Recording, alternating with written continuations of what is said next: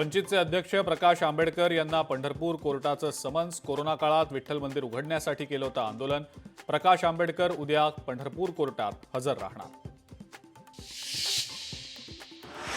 नाशिक शहरातल्या खड्ड्यांवरनं भाजप आमदार आक्रमक. आमदार देवयानी फरांदे यांनी केली पाहणी.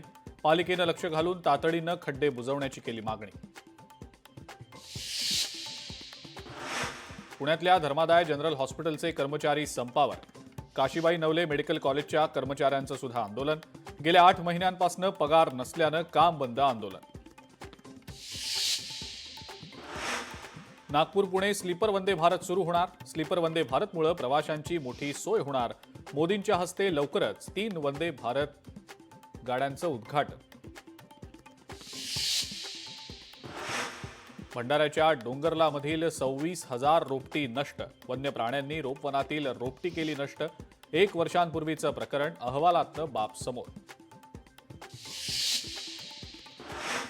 हृदयविकारानं 6वीतल्या विद्यार्थिनीचा शाळेमध्ये मृत्यू. नाशिकमधली धक्कादायक घटना. शाळेत प्रवेश करतानाच आली चक्कर.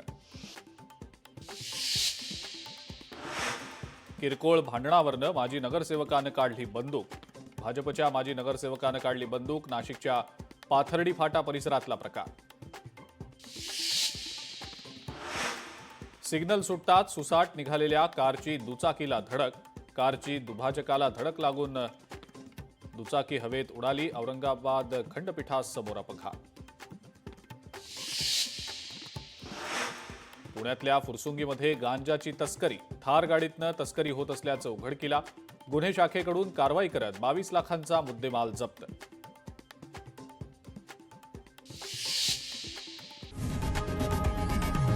लोकशाही मराठी ऐका, पहा, जागरूक रहा.